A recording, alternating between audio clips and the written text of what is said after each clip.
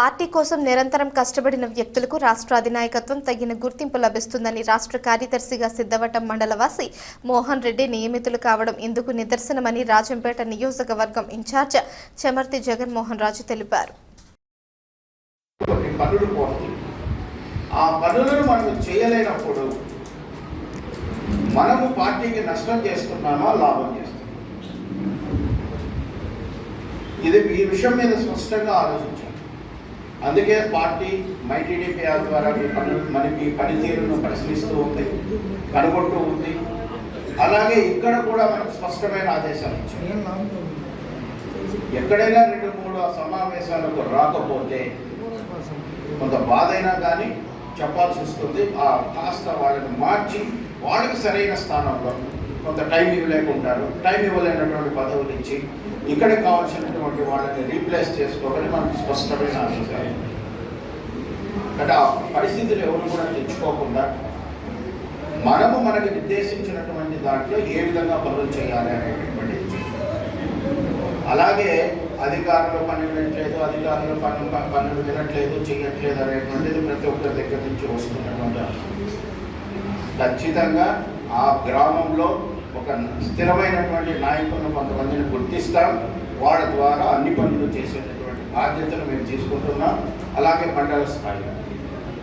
రెండవది, నేను అనేక సమావేశాల్లో చెప్తూ ఉన్నాను, కార్యకర్తలకి మీకు ఏదన్నా వ్యక్తిగత సమస్యలు ఉంటే క్యాడర్ ఇష్యూస్ అన్ని నాకు ఇవ్వండి, నేను 1 by 1 సాల్వ్ చేసుకుంటూ వస్తాను అని చెప్పాను.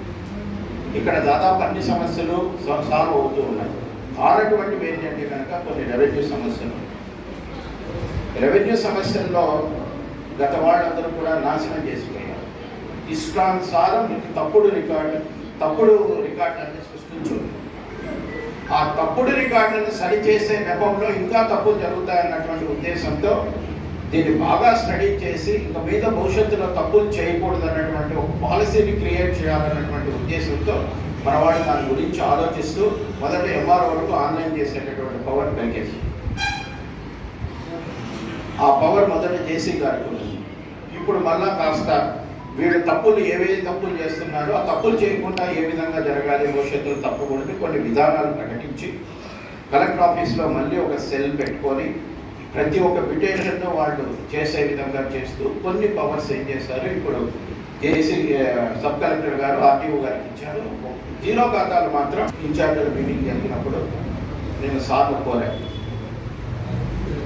సార్ మా నియోజకవర్గంలో దోపిడీ చేసినటువంటి భూమి 1,00,000 ఎకరాలు ఉన్నాయి, దీన్ని ఒక స్పెషల్ డ్రైవ్ చేయండి, పక్కలో ఉన్నటువంటి మంచి అధికారులు ఇక్కడ వెయ్యండి అని చెప్పి సార్ కోరిన వెంటనే కలెక్టర్ గారికి ఆదేశం ఇచ్చింది.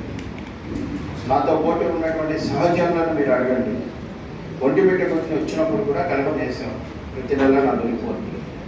వాటి అన్యాక్రాంతమైనటువంటి భూములన్నింటినీ కూడా మనం స్వాధీనం చేసుకున్నాం. ఆ దేవుని సహకరించి ఎంత వీలైతే అంత తొందరగా ఆ 1,00,000 ఎకరాలని మన తెలుగుదేశం కార్యకర్తలు పేదలైనటువంటి వాళ్ళకు ఒక్కొక్కరికి 2.5 ఎకరా అసెంబ్లీ కమిటీ ద్వారా పంచవచ్చు. రెవెన్యూ సమస్యలు పోతే ఇంకేమున్నాయి మనకు చెప్పండి. మనము గ్రామాల్లో కూర్చున్న తర్వాత సమస్యలను 2 రకాలుగా పెట్టుకున్నాం. గ్రామ సమస్యలు, ఇంటి సమస్యలు. గ్రామ సమస్యలు ఏముంటాయి? రోడ్లు, కాలువలు, శ్మశానము, బడి, గుడి,